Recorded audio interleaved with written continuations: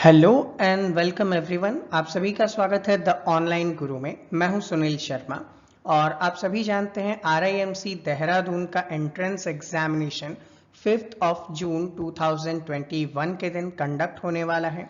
उसी के लिए आप लोगों को करंट अफेयर्स के कुछ फ्री सेशंस में ऑलवेज की तरह इस बार भी प्रेजेंट कर रहा हूं और ये इस बार की सीरीज की हमारी क्लास नंबर 5 है। अगर आपने इसके पहले के क्लासेस नहीं देखे हैं तो आप YouTube पे मेरे चैनल पे विजिट कीजिएगा, आपको वहां पे ये क्लासेस दिख जाएंगी, या फिर आप नीचे डिस्क्रिप्शन के अंदर जाएंगे तो वहां पे भी आपको इन सभी क्लासेस का जो लिंक है वो अवेलेबल हो जाएगा।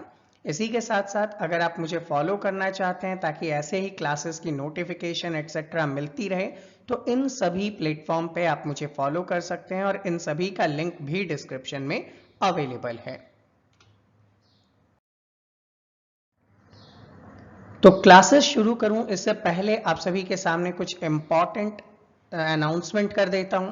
जैसा कि प्रीवियस क्लासेस में भी मैंने आप सभी को अनाउंस किया था कि हमारे इस बार करंट अफेयर्स के कुछ पेड बैचेस भी अवेलेबल हैं जिनमें आप लोगों को ऑनलाइन ऐप के थ्रू स्टडी करवाई जाएगी। सेकेंड इंपॉर्टेंट थिंग, इन्हीं करंट अफेयर्स के इम्पॉर्टेंट 250 प्लस MCQ आप लोगों को वहां सॉल्व करवाए जाएंगे। साथ ही साथ इन सभी करंट अफेयर्स के जो मैं लेक्चर यहाँ पे आप लोगों को YouTube पे प्रेजेंट कर रहा हूँ और जो 250 प्लस करंट अफेयर्स हैं इन सभी MCQ की PDF आपको अवेलेबल करवाई जाएगी और साथ ही साथ इन क्वेश्चंस का वीडियो सॉल्यूशन भी आप लोगों को अवेलेबल करवाया जाएगा। साथ ही साथ एक और इम्पॉर्टेंट अनाउंसमेंट ये भी कर देता हूं मैं कि अगर आप लोग अप्रैल के अंदर ही इस बैच को ज्वाइन करते हैं तो वहां पे आपके लिए कुछ स्पेशल बेनिफिट दूंगा मैं, और स्पेशल बेनिफिट में स्टैटिक जीके के भी कुछ क्वेश्चंस आप लोगों को मैं अवेलेबल करवा दूंगा। तो आप में से जो भी स्टूडेंट इस बैच में इनरोल करना चाहता है अपने आप को, इस नंबर पे मुझे व्हाट्सएप मैसेज कर सकता है। तो चलिए स्टार्ट करते हैं आज के सेशन को। तो आ जाते हैं हमारे पहले टॉपिक पे। जैसा कि आप जानते हैं हम इम्पॉर्टेंट डेट्स के साथ ऑलवेज स्टार्ट करते हैं। यहाँ पे मैं आप लोगों को बता देना चाहूंगा जनवरी 9 आपके लिए बहुत इम्पॉर्टेंट है। इसी दिन हम लोग क्या करते हैं, प्रवासी भारतीय दिवस के रूप में सेलिब्रेट करते हैं। देखिए प्रवासी भारतीय दिवस क्यों, क्योंकि जो प्रोमिनेंट पर्सन है इंडिया के, महात्मा गांधी जी, ये साउथ अफ्रीका गए थे कुछ पर्टिकुलर केस वगैरह लड़ने के लिए, और वहां से जब ये वापस इंडिया आए थे, मुंबई पहुंचे थे ये, इसी दिन को सेलिब्रेट करने के लिए हम लोग यहाँ पे क्या करते हैं, प्रवासी भारतीय दिवस को सेलिब्रेट करते हैं। बेसिकली ये साउथ अफ्रीका से 9 जनवरी 1915 के दिन यहाँ पे भारत लौटे थे और इस दिन जो सेलिब्रेशन होता है उसमें ऐसे ही प्रोमिनेंट जो इंडियंस हैं, बाहर काम करते हैं, उन सभी को नॉमिनेट किया जाता है, उनके वर्क को यहाँ पे लैमलाइट में लाया जाता है और ऐसे बहुत सारे इवेंट और उनके कंट्रीब्यूशन के लिए इंडिया में प्राइजेस वगैरह भी अनाउंस किए जाते हैं। तो इंपॉर्टेंट थिंग होती है कि हम लोगों ने प्रवासी भारतीय दिवस कब मनाना शुरू किया। तो देखिए इसके लिए एक कमेटी बनाई गई थी, लक्ष्मी मल सिंघवी कमेटी, जिसको हम लोग शॉर्ट फॉर्म में LM सिंघवी कमेटी के नाम से जानते हैं। प्राइम मिनिस्टर जो थे इंडिया के, श्री अटल बिहारी वाजपेयी जी, इन्होंने इसको रिकमेंड किया था कि हम लोगों को ऐसा कुछ सेलिब्रेट करना चाहिए। तब जाके LM सिंघवी कमेटी ने इस चीज का एक सुझाव दिया था। तो आपके लिए इंपॉर्टेंट होगा 9 जनवरी प्रवासी भारतीय दिवस। अगला इंपॉर्टेंट देख लेते हैं। यहाँ पे जनवरी 12 के दिन हम लोग क्या करते हैं, नेशनल यूथ डे या युवा दिवस के रूप में इसे सेलिब्रेट करते हैं। यहाँ पे अगर हम लोग बात करें नेशनल यूथ डे की, तो इसी दिन अगर हम लोग बात करें, इसी दिन स्वामी विवेकानंद जी ने क्या किया था, इंडिया के जो रिचुअल्स हैं, इंडिया का जो धर्म है, रिलीजन है, उसको वर्ल्ड के अंदर, ठीक है, पार्लियामेंट ऑफ वर्ल्ड रिलीजन जो कि शिकागो में सेलिब्रेट किया गया था, वहां पे इन्होंने जाकर क्या किया था, बताया था लोगों को कि इंडिया का रिचुअल्स, इंडिया का रिलीजन बाकी सभी धर्मों से कैसे अलग है, कैसे उसमें न्यू डिस्टिंक्टिंग फीचर्स है जो कि किसी भी अदर के अंदर अवेलेबल नहीं है। तो उन्होंने बेसिकली इंडिया के रिलीजन को लैमलाइट में लाने का काम किया था और वर्ल्ड वाइड इंडियंस को और ज्यादा प्राउड फील कर पाया था। तो बेसिकली वेदांत और योग जो है उसे वेस्टर्न वर्ल्ड के साथ इंट्रोड्यूस करने वाले पर्सन के रूप में हम लोग जानते हैं स्वामी विवेकानंद जी को। तो इनका जो डे है उसी को हम लोग क्या करते हैं, सेलिब्रेट करते हैं, ठीक है। और ये डे सेलिब्रेट करते हैं युवा दिवस के रूप में। नेक्स्ट इंपॉर्टेंट आ जाता है आपके पास जनवरी 20, 2021। इस दिन हम लोग क्या करते हैं, गुरु गोविंद सिंह जी की जयंती मनाते हैं, ठीक है। गुरु गोविंद सिंह जो है सिख धर्म के 10वें गुरु के रूप में जाने जाते हैं, ठीक है। नेक्स्ट इंपॉर्टेंट, इनका जो ये बर्थडे होता है ये आता है ननकाना शाही कैलेंडर के अकॉर्डिंग। तो यहाँ पे जनवरी 20 जो है वो हर बार आएगा या नहीं वो कहना मुश्किल है, लेकिन ननकाना शाही कैलेंडर के अकॉर्डिंग इनका बर्थडे जो है वो यहाँ पे मनाया जाता है। तो आपको याद रखना है गुरु गोविंद सिंह जी की जयंती। तो गुरु गोविंद सिंह कौन थे, सिख धर्म के लास्ट यानी कि 10th गुरु के रूप में जाने जाते हैं। अब आप सभी के सामने आता है नेताजी सुभाष चंद्र बोस, ठीक है। इन्होंने आजाद हिंद फौज बनाई थी, इन्होंने ही जय हिंद का नारा दिया था, ठीक है। और इन्होंने ही एक बुक लिखी थी जिसका नाम था द इंडियन स्ट्रगल। कई बार एग्जाम्स में ये बुक पूछी जाती है। तो बेसिकली यहाँ पे इनकी जो बर्थ एनिवर्सरी है उसे सेलिब्रेट किया गया और इनकी बर्थ एनिवर्सरी को हम लोगों ने क्या किया, पराक्रम दिवस के रूप में सेलिब्रेट किया है, ठीक है। अब यहाँ पे आप लोगों के साथ में एक क्वेश्चन पूछता हूँ, नेताजी सुभाष चंद्र बोस का जो बर्थ डेट है वो क्या है। तो आप लोग यहाँ पे नीचे कमेंट कीजिए, मैं आप लोगों के कमेंट में ही आंसर अवेलेबल करवा दूंगा, ठीक है। तो इनके बर्थ डेट को हम लोग क्या करते हैं, पराक्रम दिवस के रूप में सेलिब्रेट करते हैं। सेकेंड इंपॉर्टेंट थिंग, इन्होंने एक न्यूज़पेपर स्टार्ट किया था जिसका नाम क्या है, स्वराज। स्टैटिक जीके के अंदर बहुत बार पूछा जाता है, स्टैटिक जीके के अंदर बहुत बार पूछा जाता है द इंडियन स्ट्रगल, ठीक है। तो ये दोनों ही आप लोगों के लिए इंपॉर्टेंट हो जाएंगे। और जय हिंद का नारा तो आप लोग कैसे भूल सकते हो, नेताजी सुभाष चंद्र बोस ने ही दिया था। इसी के बाद अगर बात करें तो जनवरी 24 को हम लोग क्या करते हैं, नेशनल गर्ल चाइल्ड डे के रूप में यहाँ पे सेलिब्रेट करते हैं, ताकि जो गर्ल्स हैं उनके जो राइट्स वगैरह हैं उनमें जो अवेयरनेस है वो स्प्रेड आउट करना चाहिए, उनके एजुकेशन को, उनके हेल्थ के ऊपर ध्यान देना चाहिए, ठीक है। इन सभी चीज़ों को प्रमोट किया जाए, ठीक है, लोगों को इसके बारे में अवेयर किया जाए। इसीलिए हम लोग जनवरी 24 को नेशनल गर्ल चाइल्ड डे के रूप में ऑब्जर्व करते हैं। फिर बात करें इलेक्शंस से रिलेटेड, जैसा कि आप जानते हैं इंडिया में इलेक्शंस जो हैं वो होते हैं ताकि हम लोग क्या करते हैं, अपने लीडर्स को चूज कर सकें। तो ऐसे में यहाँ पे इलेक्शन करवाने का काम किसका है, तो आप लोगों को ये पता होना चाहिए कि इलेक्शन कमीशन ऑफ इंडिया जो है वो इंडिया में सर्टेन इलेक्शंस को कंडक्ट करवाता है। तो ये जो इलेक्शन कमीशन ऑफ इंडिया है इसे जनवरी 25 के दिन स्टैब्लिश किया गया था, तभी से हम लोग क्या करते हैं, जनवरी 25 को नेशनल वोटर्स डे के रूप में सेलिब्रेट करते हैं।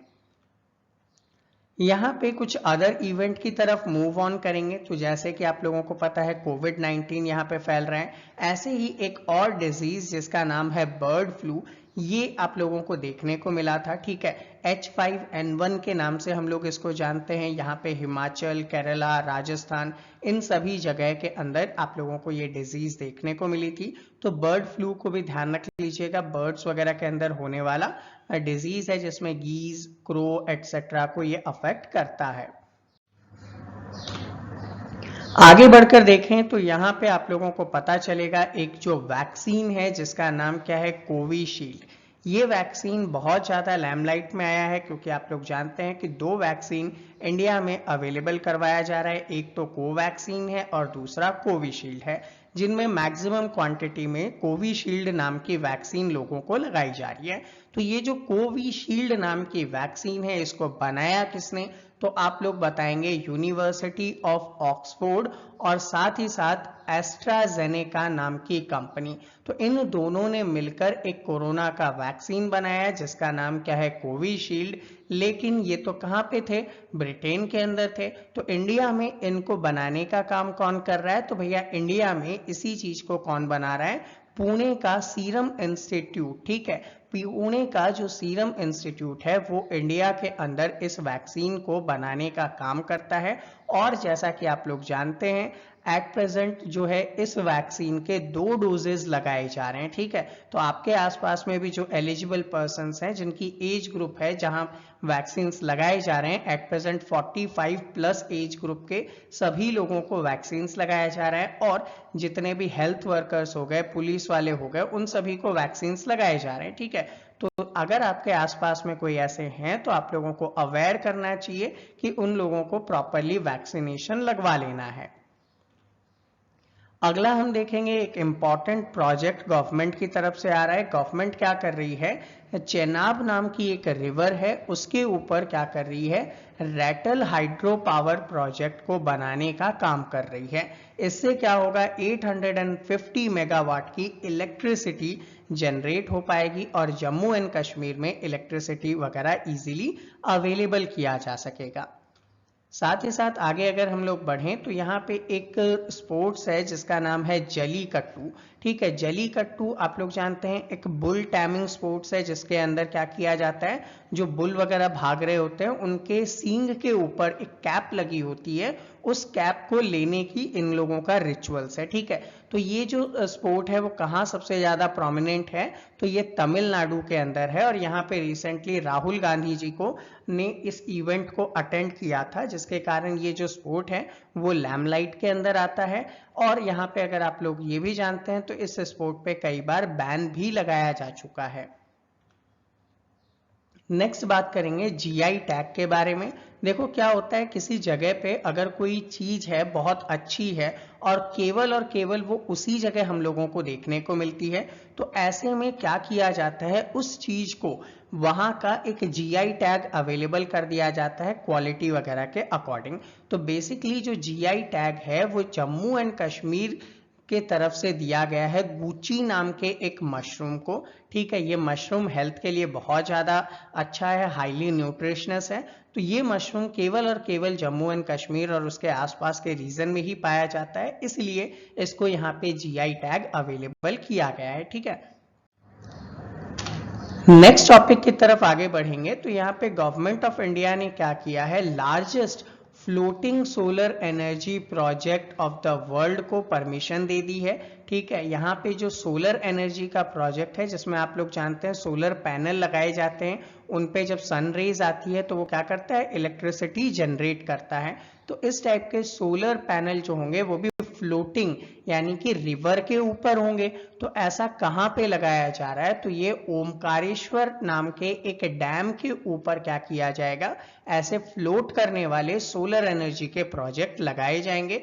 और इस सोलर एनर्जी के प्रोजेक्ट में अगर हम लोग बात करें तो वहां पे हम लोगों को ये देखने को मिलेगा कि ये जो ओमकारेश्वर डैम है ये नर्मदा नाम की रिवर के ऊपर है, ठीक है। तो बेसिकली नर्मदा रिवर के ऊपर ओमकारेश्वर डैम बनाया गया और इसी ओमकारेश्वर डैम के ऊपर क्या किया जा रहा है, इंडिया का क्या वर्ल्ड का largest floating solar energy project बनाया जा रहा है। इससे जो इलेक्ट्रिसिटी जनरेट होगी वो 2022 से 2023 के बीच में इलेक्ट्रिसिटी जनरेट किया जा सकेगा।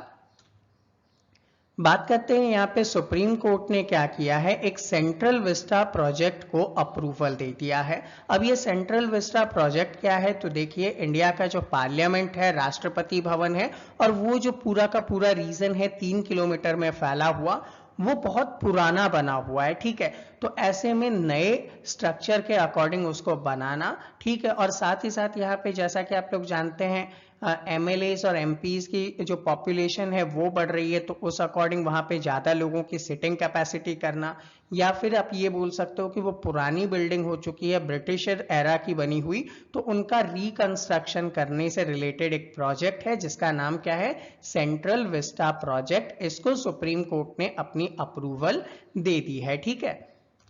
यहाँ पे अगले टॉपिक के रूप में बात करेंगे तो बीएसएफ यानी कि बॉर्डर सिक्योरिटी फोर्स की तरफ से एक ऑपरेशन सर्द हवा चलाया गया था, ठीक है, वेस्टर्न बॉर्डर ऑफ राजस्थान में। अगर आप लोगों ने राजस्थान का मैप देखा हो तो ये वाला रीजन जो है राजस्थान का, ये वेस्टर्न मैप कहलाता है, जहाँ पे गंगानगर हो गया, ठीक है, जोधपुर वगैरह हो गए, बाड़मेर बीकानेर का रीजन आता है। इस रीजन के अंदर क्या होता है, पाकिस्तान से इजीली ठंड के समय में जो टेररिस्ट वगैरह है वो एंटर हो सकते हैं। रीजन क्या है, क्योंकि यहाँ पे विंटर के अंदर फॉग देखने को मिलता है। तो ऐसे में उन जगहों पे क्या होनी चाहिए, बॉर्डर सिक्योरिटी फोर्स की पेट्रोलिंग को बढ़ा देना चाहिए, ताकि इस टाइप का जो इनफिल्ट्रेशन है उसे रोका जा सके, ठीक है। तो उससे रिलेटेड ऑपरेशन का नाम क्या रखा गया, ऑपरेशन सर्द हवा रखा गया। बात करेंगे डीआरडीओ की। डीआरडीओ को तो बच्चा बच्चा जानता है, defence research and development organisation है।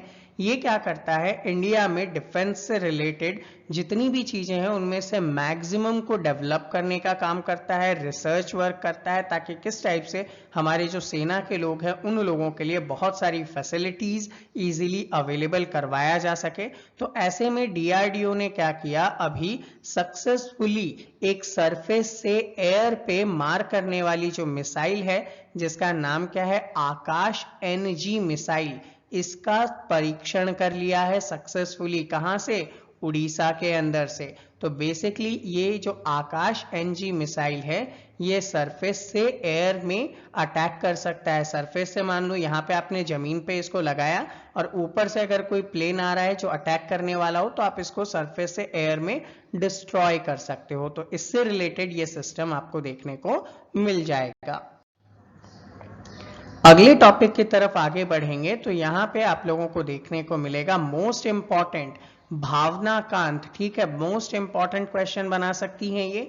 भावना कांत जो है ये पहली वुमेन फाइटर पायलट बन चुकी हैं जो कि रिपब्लिक डे परेड में पार्टिसिपेट कर रही हैं, ठीक है।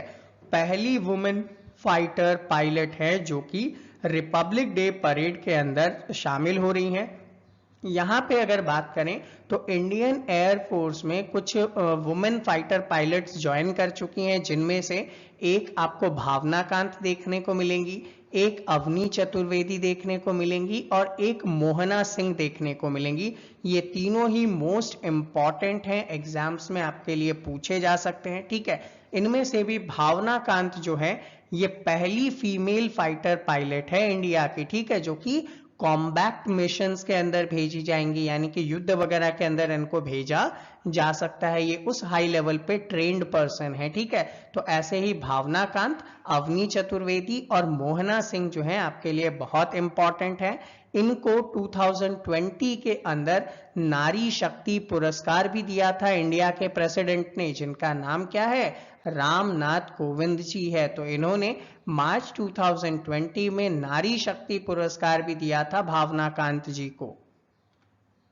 बात करेंगे यहाँ पे डिफेंस एक्सरसाइज की। यहाँ पे इंडिया की तरफ से और फ्रांस की तरफ से मिलके एक एक्सरसाइज किया गया जिसका नाम रखा गया डेजर्ट नाइट 21, ठीक है। डेजर्ट नाइट, तो डेजर्ट से आप बोल सकते हैं राजस्थान के जोधपुर में इस एक्सरसाइज को किया गया। और ये एक्सरसाइज इसलिए भी इंपॉर्टेंट है क्योंकि फ्रांस से जो हमने राफेल फाइटर जेट्स खरीदे थे, उन राफेल फाइटर जेट का भी हम लोगों ने यहाँ पे यूटिलाइजेशन किया है, ठीक है। तो राफेल फाइटर जेट्स का हम लोगों ने यूटिलाइजेशन किया। एक्सरसाइज डेजर्ट नाइट 21 जो है वो एक्सरसाइज है जोधपुर के अंदर कंडक्ट किया गया है। इसी के साथ साथ जो इंडियन आर्मी है वो एक लार्ज स्केल का जॉइंट मिलिट्री एक्सरसाइज करेगी जिसका नाम क्या है, कवच।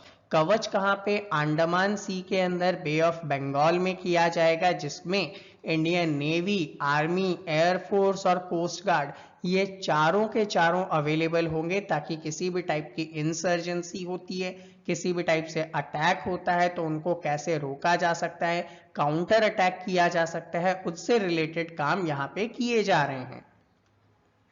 इसी के साथ एक और एक्सरसाइज आप लोगों के पास आता है, ये इंडियन आर्म्ड फोर्सेस का एक्सरसाइज है, ठीक है, जहां पे नाम क्या रखा गया, एम्फेक्स 21 रखा गया। ये भी अंडमान एंड निकोबार के अंदर किया गया था, ठीक है, तो उसको याद रखिएगा।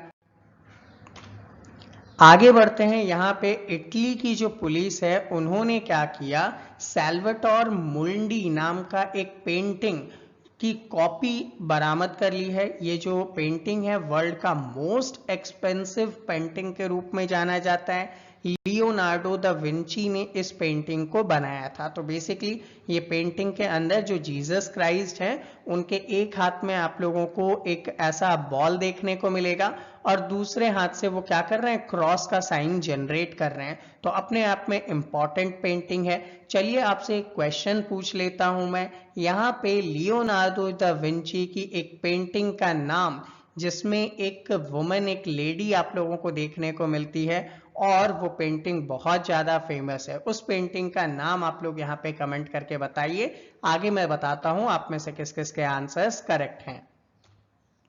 यहाँ पे एक रिसेंटली क्या किया गया, इलॉन मस्क की कंपनी जिसका नाम क्या है, स्पेस एक्स है, इन्होंने क्या कर दिया, एक नया वर्ल्ड रिकॉर्ड बनाया जिसमें 143 सैटेलाइट एक ही रॉकेट जिसका नाम था फैल्कन 9 से लॉन्च कर दिया। और इसी के साथ इन्होंने इंडिया का जो स्पेस रिसर्च ऑर्गेनाइजेशन है जिसको हम लोग इसरो के नाम से जानते हैं उसका रिकॉर्ड तोड़ दिया। इंडिया के इसरो ने 2017 में एक साथ 104 सैटेलाइट को लॉन्च करने का रिकॉर्ड बनाया था जिसको एलॉन मस्क की कंपनी स्पेस एक्स ने रिसेंटली क्या कर दिया, ब्रेक डाउन कर दिया। इन्होंने 143 सैटेलाइट्स लॉन्च किए हैं। तो मैक्सिमम सैटेलाइट लॉन्चिंग में नाम किसका आ जाएगा, स्पेस एक्स का आ जाएगा। अगला यहाँ पे प्राइम मिनिस्टर मोदी ने क्या किया, कोची से लेकर मैंगलोर तक का एक नेचुरल गैस पाइपलाइन का इनॉग्रेशन किया। ठीक है, इससे क्या किया जा सकेगा, कोची से लेकर मैंगलुरु तक लिक्विफाइड नेचुरल गैस को पाइप से ट्रांसफर किया जा सकेगा। जैसे अपने नल में पानी आता है उसी टाइप से यहाँ पे एनजी जो है वो ट्रांसमिट किया जा सकेगा। बात करें यहाँ पे प्राइम मिनिस्टर मोदी ने क्या किया, नेशनल एटॉमिक स्केल का इनॉग्रेशन किया। ये जो एटॉमिक स्केल है इसे नेशनल मेट्रोलॉजी कॉन्क्लेव के अंदर इन्होंने रिवील्ड किया है जो कि 75th foundation day of CSIR के दिन लॉन्च किया गया। देखो एटॉमिक स्केल क्या होता है, ये जो टाइम है उसको प्रिसाइजली नोट करता है। ठीक है, आप लोगों ने देखा हो कि जो घड़ी होती है अपनी, अगर उसका सेल डाउन हो जाए तो वो क्या करता है, पीछे चलने लगती है। ठीक है, और टाइम आपको गलत बताती है। लेकिन ये जो नेशनल एटॉमिक स्केल होते हैं ये एग्जैक्ट सही टाइम बताते हैं और मुश्किल से ही 100 और 200 ईयर्स में 1 सेकंड का टाइम में कोई डिफरेंस देखने को मिलता है। तो ऐसे में एक्यूरेट और प्रिसाइज टाइम बताने का सिस्टम अब इंडिया में आ चुका है। ठीक है, तो वो भी हमारे लिए बहुत इंपॉर्टेंट है। नेक्स्ट टॉपिक पे आते हैं। तो प्राइम मिनिस्टर नरेंद्र मोदी ने हाल फिलहाल में क्या किया, रेवाड़ी से मदार तक का जो सेक्शन था वेस्टर्न डेडिकेटेड फ्रेट कॉरिडोर का, उसे इनॉग्रेट किया और वर्ल्ड का पहला डबल स्टैक कंटेनर वाला 1.5 किलोमीटर लंबा ट्रेन को भी इन्होंने फ्लैग ऑफ किया। तो बेसिकली देखो वेस्टर्न डेडिकेटेड फ्रेट कॉरिडोर क्या है, तो इंडिया के अंदर एक बनाया जा रहा है ईस्टर्न डेडिकेटेड फ्रेट कॉरिडोर, एक बनाया जा रहा है वेस्टर्न डेडिकेटेड फ्रेट कॉरिडोर। इसके थ्रू क्या किया जाएगा, इसके थ्रू यहाँ पे गुजरात के कांडला वगैरह तक, और यहाँ पे अगर बात करें तो बे ऑफ बंगाल कोलकाता के थ्रू होते हुए हम लोग क्या कर पाएंगे, सामानों को इजीली इंपोर्ट एक्सपोर्ट कर पाएंगे। तो उसके लिए एक अलग से रेलवे ट्रैक बनाए जा रहे हैं, वो भी इलेक्ट्रिसिटी से कंटेन्ड होते हुए। तो उस टाइप का रेलवे ट्रैक का ही एक सेगमेंट है जिसका नाम है रेवाड़ी स्टेशन, हरियाणा से लेकर मदार स्टेशन हमारे अजमेर के अंदर जो आता है राजस्थान में, वहां तक इन्होंने इनॉग्रेट किया है।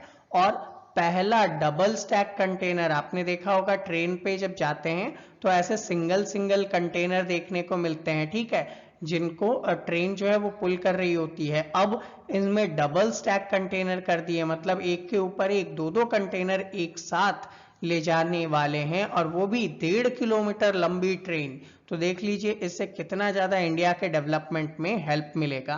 तो इसे भी यहाँ पे इनॉग्रेट किया गया। नेक्स्ट थिंग अगर बात करें, union minister of youth affairs and sports हैं कौन, किरण रिजिजू जी। किरण रिजिजू जी ने क्या किया, असम के राइफल पब्लिक स्कूल जो कि शिलोंग में है उनको खेलो इंडिया स्पोर्ट्स स्कूल के रूप में नॉमिनेट किया है। अब यहाँ पे जो नॉर्थ ईस्टर्न सेक्टर है वहाँ के स्पोर्ट्स को और ज़्यादा डेवलप करने के लिए और ज़्यादा फैसिलिटेट करने के लिए यहाँ पे काम किया जा सकेगा। ठीक है, तो वो बहुत इंपॉर्टेंट है।